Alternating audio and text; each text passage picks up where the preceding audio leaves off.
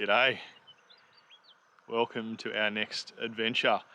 We are in the heart of the Simpson Desert. We are currently standing at the football fields towards the end of the Madigan line. We've had an awesome time getting here so far, almost getting bogs and dingoes, emus, kangaroos. Haven't seen any camels yet, but it's been an awesome adventure. So this trip is about doing the Madigan line, following the Cecil Madigan's trip in 1939. He's the guy who named this the Simpson Desert after Simpson paid for his expedition across the Simpson Desert. I'm not sure if he was a fan of white goods or not, but Simpson funded the expedition, and so he named the desert after him, which actually could have been before that, so ignore that. But whatever it is, he named it after the white goods man Simpson, who's also head of the Geographical Board or something like that in South Australia. But yeah, we're almost finished that part of it as you see us now, but hope you enjoy all of our trip to here and from here. Thanks for watching with us. Enjoy. A cracking night for our first night in or next to the desert. Pretty chilly this morning. I think I woke up about 5:30. But it's beautiful. Sunrise is just coming up. We're packing up camp. It's 6:45. Yeah, 6:30. Packing up, getting ready to roll out. We want to get in front of those other people today, so we're going to do a big push. Get past them, even ask where they're staying tonight. And just keep going a little bit longer so that we can just stay in front of them the whole way, so that there's someone behind us in case something goes wrong. But I dare say we should be on the road before them, unless they're doing a massive day. Yeah, lovely campsite at Camp 1.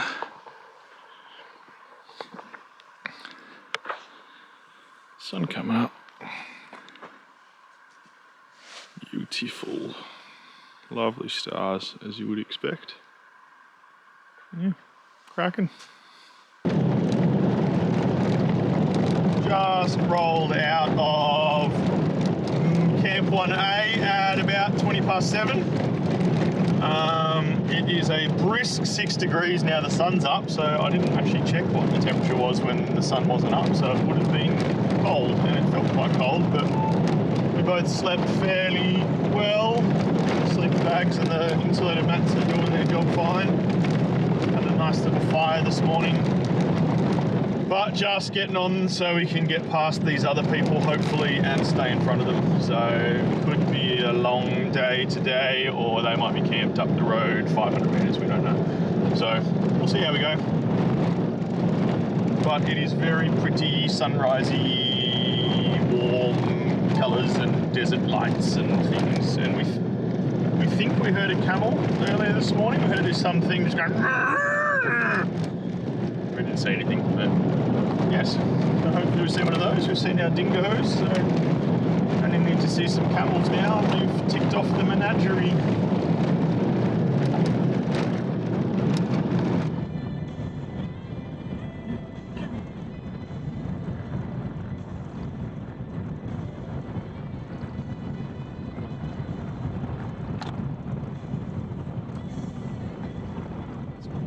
Tricky to navigate at the best of times on this track, because sometimes it just sort of disappears, and then there's 4 options which are presumably going around flood waters or at some point. But then driving straight into the sun also makes it rather difficult. I think we've chosen the most obvious one, but there's something to our left. I mean, there's still vehicles gone this way, but yeah, it's not as clear as it might look sometimes. Especially yesterday was really like, yeah. But, I mean, that's kind of the point, I guess. But, yes, very pretty driving into the sun, even if you can't see anything.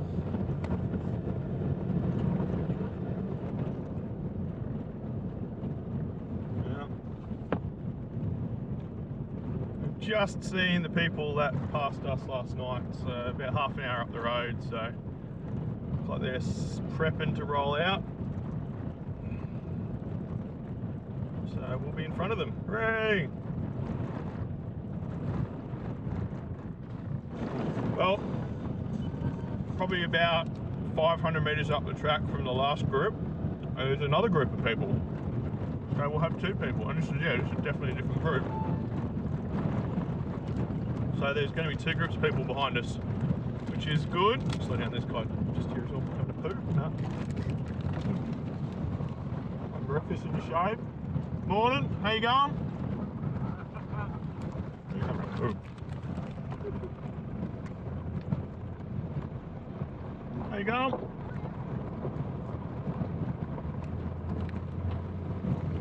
Alright, so when we get to the dune, we've got to drop tyres, sand flag on, clean that window. And this window. As quick as we can. Because they probably dropped their tyres 3 days ago.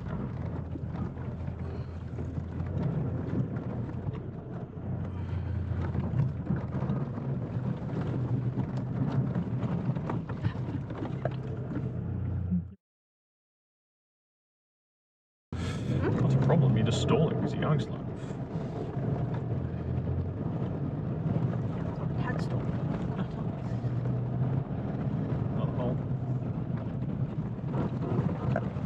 Oh, it's more like it.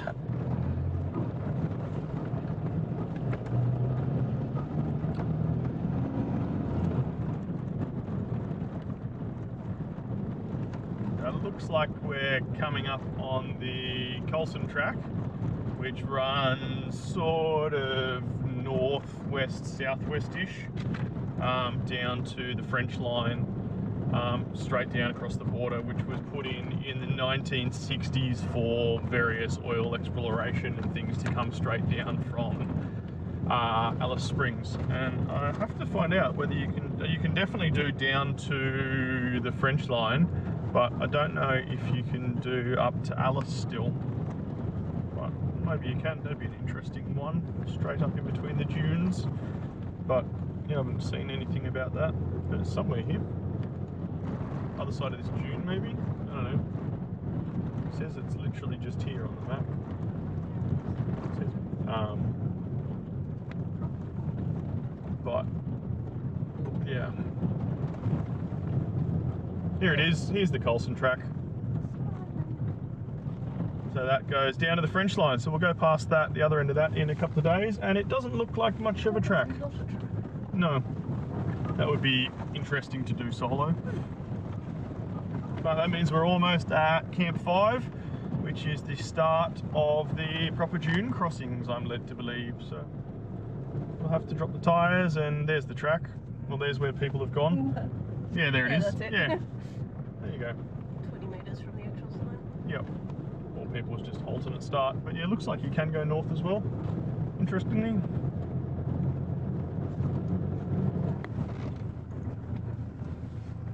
Our first down dune.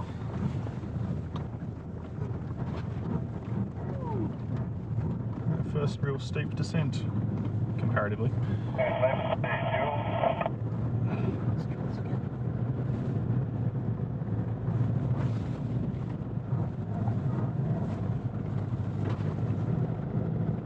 So we're in the dunes now.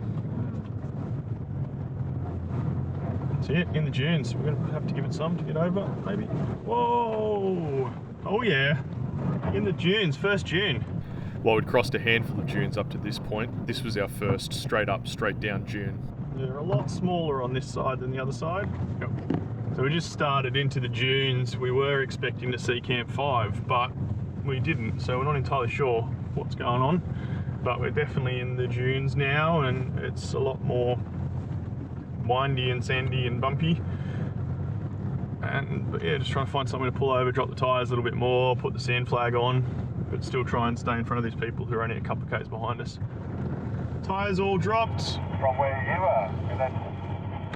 Rolling out and hitting our second dune of 2,000 or something like that. I don't know. 800 each way, maybe 1,600. I don't know if there's a lot. So this is the Simpson Desert.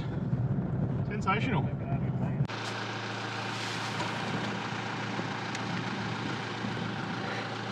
So we've just got a lot of creaking happening in the front end. So we're Damo's silicone spraying of the suspension joints and all that. I'm just going to check all the bolts and that, because that's what came undone last time we were in the Simpson doing these dunes. So just give everything a check over. We'll stop up here on top of a, not really a dune, a small dune, I guess.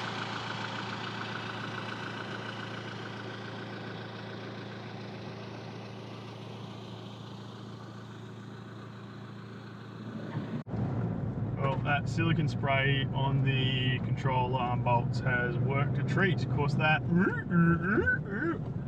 has gone away. So I think we need to replace those bushes. They must have got a bit flogged out when we lost the bolt. But yeah, the silicon spray gets rid of it. So even if we've got to do it every day or twice a day, it's all right, gets rid of that really annoying noise. Gives us a good chance to check those bolts again so they don't come out again like they did. But these dunes are really hard to go over because you can't, they're so steep, you can't see where it goes over the top. So yeah, it's definitely steeper than on the QAA line was. They were much more sensible. Not much bigger but flatter top. Yeah, not as steep coming off them.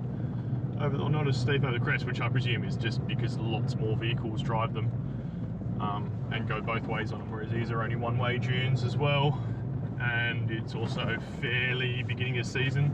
I think it's only been open for a month or 2 months, so not many people would have been through this year either. But it is looking spectacular.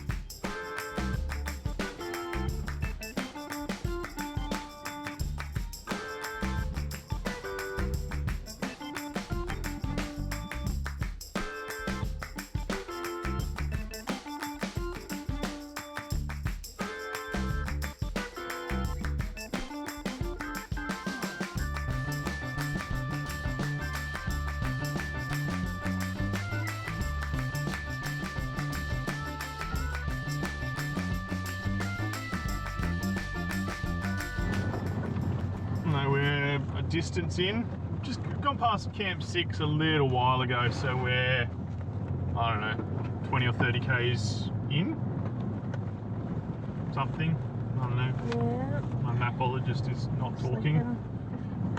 But dunes just got a heck of a lot bigger. Still not massive by any means, but they're a lot bigger than they were. And coming over the backside is, yeah, you don't see for quite some time. So much grass out here, just everywhere, and trees and shrubberies and the like. Beautiful. Haven't seen any animals other than those emus this morning, but we've seen camel tracks. And yeah, like the dunes are finally getting like the live sand on top, which we haven't had yet. And yeah.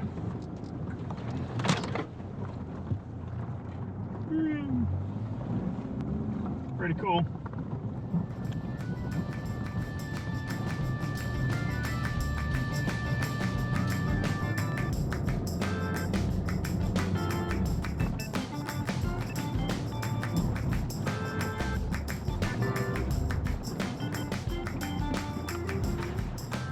Yeah, like they're not technical driving at all. Just rolling. The sand's pretty hard packed except for the top, which isn't slippy or bouncy or anything. There's no, or not big wombat holes like there is on the QAA line, so if it stays like this, I think we're currently doing like 35-ish, 38 k's an hour. But it'll be a doddle to get across if it doesn't go much more than this.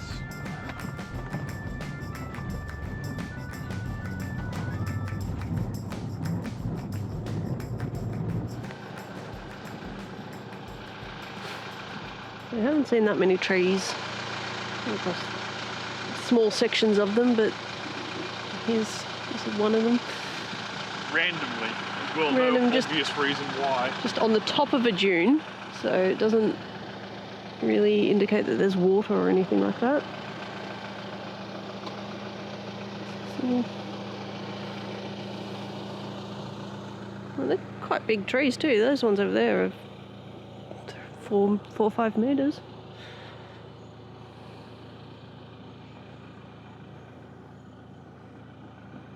So a clay fan. Just a completely different type of tree appeared. We haven't seen yet. Or we've seen other bits, but not in this bit of the desert.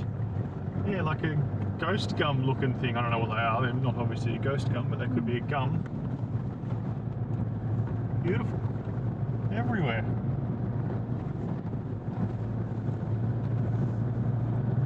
Someone needs to tell this desert what a desert is, because it doesn't look particularly deserty.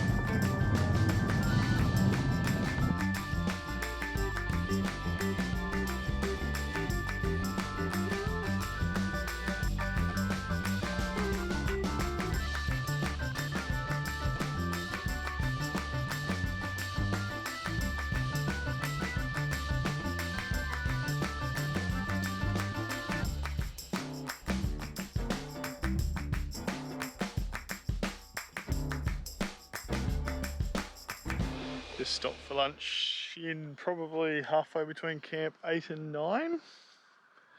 At about 12, quarter past 12. And pulled up to cook up some lovely rissoles, just to have a hot lunch, because we've got nothing but time today.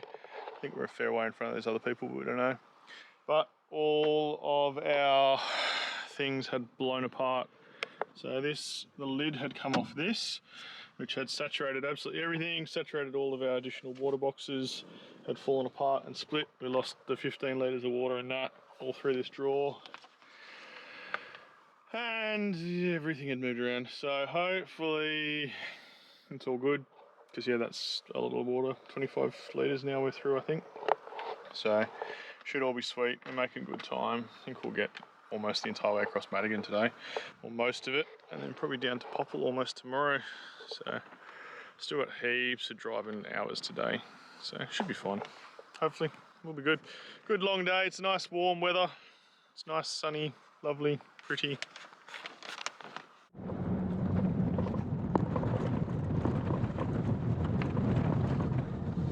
Start the track.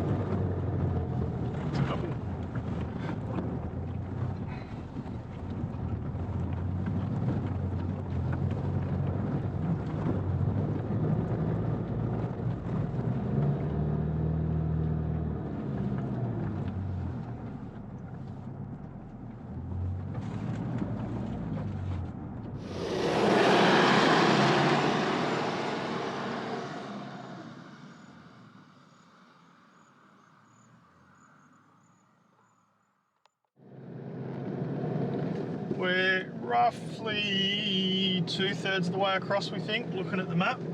And it's slow going. It's still doing like 35-ish up the dunes. It's getting way more lumpy. Well, it's been way more lumpy for a while, but yeah, super like wombatty hole the whole way. And the dunes are getting much bigger. Like they're getting really steep. Not all of them, but most of them are like really steep on the descent. Fairly gradual climbs going up, and like really hard sand except for some of the descents. But yeah, they're noticeably getting bigger. And interesting is sand is still super red, if not even redder than when we started, which I don't know if that's a time of day thing or, but they're supposed to get gradually yellower as you go across, which I will explain when I can remember why. But yeah, it's interesting. So I think I'm going to push on to probably somewhere between Camp 10, no, not Camp 10 because we're almost at Camp 10. Camp 11 or 13, I think. 11 or the clay pans or somewhere around there. Somewhere. Yeah. In a little while, because it's 2:15. We don't want to stop before 3 again. So yeah, we've pretty much done this, almost all of it today. And then off down to the Hay River track easily tomorrow morning down to Popal Corner. So yeah, it's been a fun, nice, good, pretty day, and lots of bumpiness. Yeah, like the approaches, there is no speed required. You almost get up them without forward drive, except for the very, very cap. But it seems that there's been people wombatting all the way up, which is unpleasant. And the melon, and yeah, here's one of the over the tops, which you just go into nothing. Where to go? Yeah. Camel. Yeah, it's camel prints. Again, we haven't seen camel prints No, for we a while. haven't seen camel prints since the very start. Where's the And camel? they look very fresh. They look even fresher. We're obviously camel printologists. But, We're on a camel hunt. yeah. But yeah, this is what we're talking about with the wombat holes, which the GoPro doesn't really pick up because its stabilization is very good, but it's like that almost continuously. So every muscle in our upper bodies are pretty buggered from just holding yourself stable. And that's what caused all of the leakages in the back before, which we think we've solved. We'll find out when we get to camp tonight, I guess. But yeah.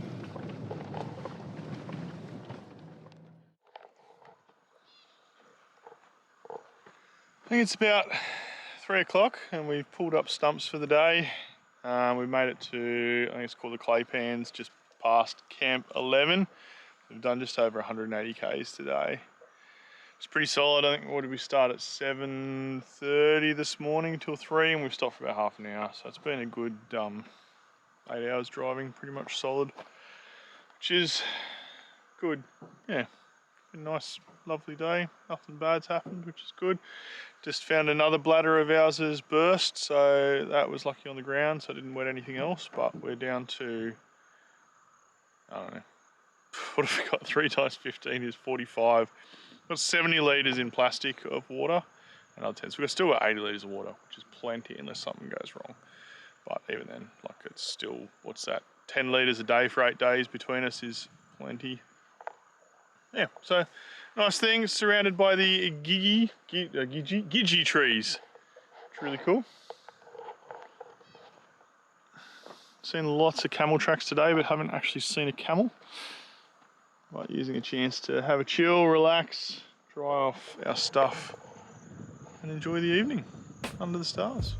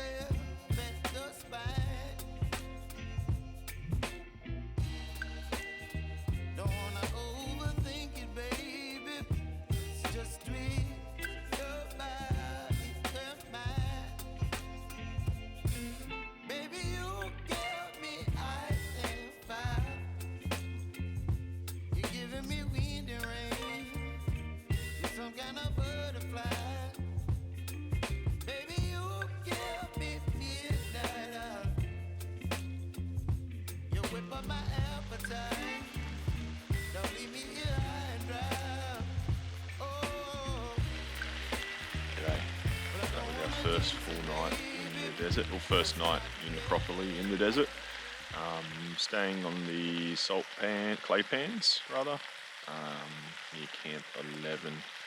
Beautiful, or next to the clay pans, beautiful area. Pretty uneventful night. We left I can't do it over my shoulder, that shoulder. We left the fly off last night, just to get some good stars and stuff. We went to bed and it was pretty cool. Actually stayed less clammy in the tent, so we might do it again. Got a little bit wet on the top of the tent, and the outside sleeping bags got a little bit damp. They'll dry off during the day, and they're both water resistant bags, so they'll be fine. But just when we were sitting out having a fire last night, we sort of heard a bit of noise over in the distance, and Milch on the torch and saw a dingo. He was just scouting us out, and just sort of walked a radius about 30 metres around us and then buggered off. And he came back about 4 this morning. Didn't see him, but heard him sort of cry, that sort of just on the other side of the car for a little while, and then went off a bit further and did a bit of his howl. But other than that, had a really good night's sleep. It's lovely. It was just 1 degree, I think, when we woke up. So still just waiting for the sun to poke its way over the head and over the ridge in front of us. But yeah, should be another cracking day. Finish off Madigan easily today and head down Hay River and see where we end up.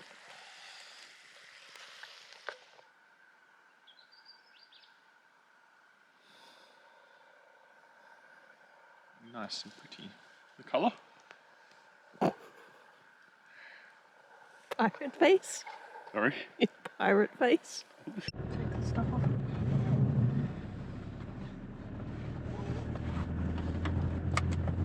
Rolling out at 20 past 8.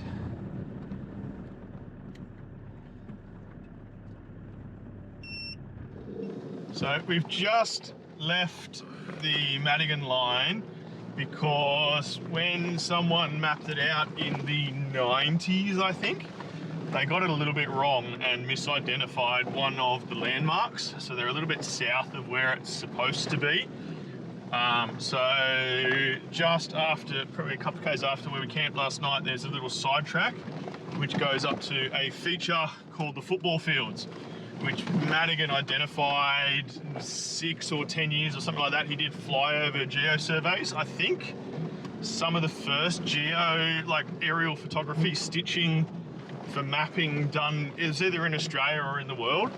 But he identified a feature called the football fields, which he set out for. So we are going up a sidetrack to see them, and it is incredibly bumpy. I don't know, I'm guessing that will show, but it is absolutely just wombat hole after wombat hole. But it's going to be worth seeing, I hope, because it is rather unpleasant. I think it said it was just under 6 k's each way, and the first k was great, and we thought, yes, this is excellent, and then it's just been like this since. So it's not going to be the fastest. I think we're doing half the speed we're doing anywhere else, but worth seeing for the history.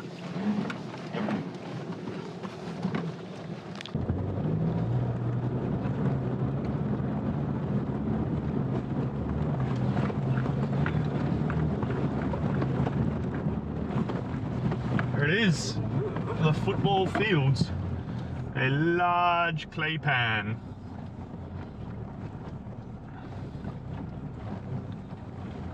With a visit book. And idiots have driven on it. So the clay pans that we found camped at last night were apparently mistaken for the clay pans that Madigan said he found in his expedition. But this football field is the actual clay pan that he had referred to, being the one that he'd found in his aerial surveys 10 years prior to his on-foot expedition. So kind of as he was travelling through, he went through Camp 11 and that kind of thing and realised he was too far south, and so started redirecting further north in order. So as he went through kind of Camp 11, Camp 10, 11, he realised that he was too far south so redirected his expedition further north in trying to find or re-find this clay pan that he'd found in his aerial survey. And basically when you get here, there's photographed notes, copies of his actual diary from his expeditions, which it's very difficult to read if you can read that writing. But it gives all his coordinates of each camp and notes of each camp. But basically this was called the football field because in his notes he said, "It's a huge clay pan set in a depression in the top of one of the big dunes.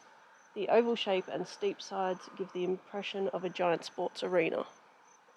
So I don't know if we can really capture it on here that well, but it is massively wide, like looks like a huge football field with like the stands around the sides. Perfectly flat. It usually doesn't get that much water, but if it does, it's only like an inch deep because it all just soaks straight in. It's pretty impressive because there's no other, it is just the basin of this on the top of this dune. So this just is the catchment for all the water that comes down here. Pretty spectacular.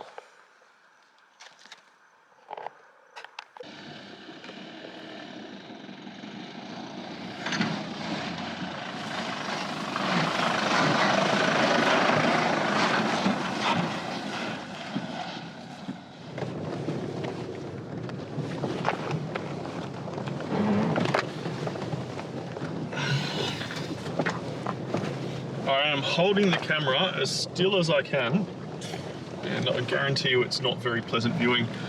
This is quite the bumpy track, but that was well worth the trip out to see the football fields. And I think it's only the last half of it is very, very bumpy. The other half is pretty good going. But yeah, it's unpleasant, but well worth this side detour.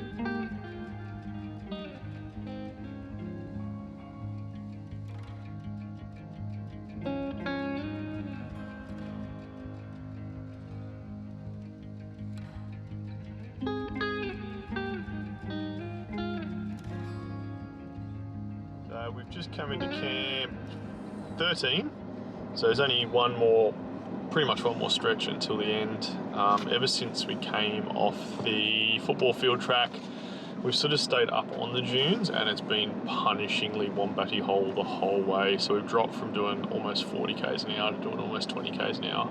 So this final stretch is taking pretty much twice as long as we were expecting. But we're still going to push through into it easily, but we're looking at more, what have we got till the end? Still 30 k's, and that's going to take us, give or take, over an hour, probably a bit over an hour till we get to the Hay River track. But it's a lot more tiring and a lot more punishing driving, but it's lovely still, very pretty, and lots of green, many greens in fact.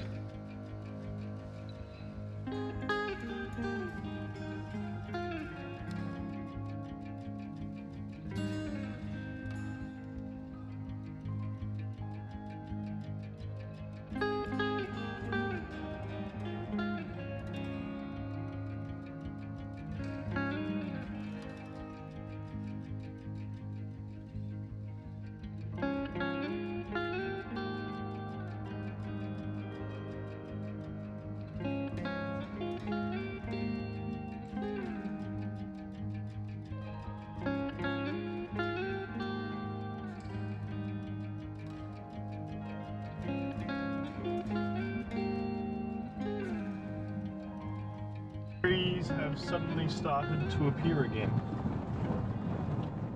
which means that we must be approaching the Hay River soon, which is what Madigan said it's the only way they could tell where the Hay River actually was because the trees started to get bigger. So we haven't had any for a while, and we've got some quite tall, like, I don't know, 5 metres, 6 metre tall trees.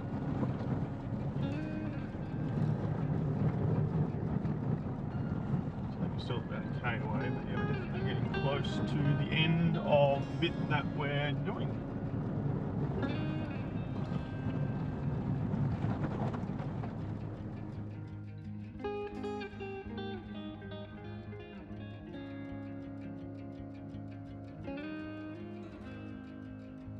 We've just come over into a plain that must be coming into the Hay River, which I was a bit wrong before. We're a little bit early, but yeah, it's got to be lots of trees, bigger trees. Must be the Hay River area, so we can't be far off the track. Mind you, our map tends to suggest it's 4 metres away and then say it's actually 8 kilometres. It looks very much like water comes through here occasionally. They're decent sized, bigger trees.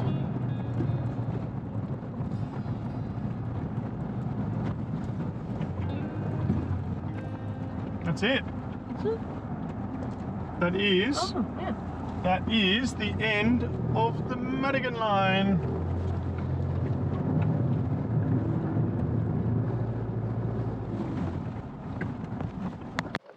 That's it. We've finished the section of the Madigan line that we can do. So this is, we came out of just here, and there's a track off to our left and a track off to our right. So it's the end of the Madigan that we can do. So we head down the Hay River track at camp, a little bit further down. He headed off, he actually came down the Hay River track, headed off east towards Birdsville. But we can't do that because that's all closed due to flooding. So that's the end of our Madigan route. Now we get to do the Hay River route and then go back across the French line. So I think that was just a smidge over 10 hours from Camp 1A to here. So that was pretty quick. You could knock it over in just over a day, easily. Yeah, we had a fairly short day the first day. Fairly short day today. And there's a lovely little sign I've just discovered. Camp 15. Camp 15. Camp 15. Rock. Not a kilometre down the track like it was telling us to do. So we don't know. But yeah, this has definitely got to be Hay River because there's a track in both directions. It's fairly well driven. So that was it. That was awesome. Hope you enjoyed that part and stick around and check out the rest of it. So now we're heading off down Hay River track.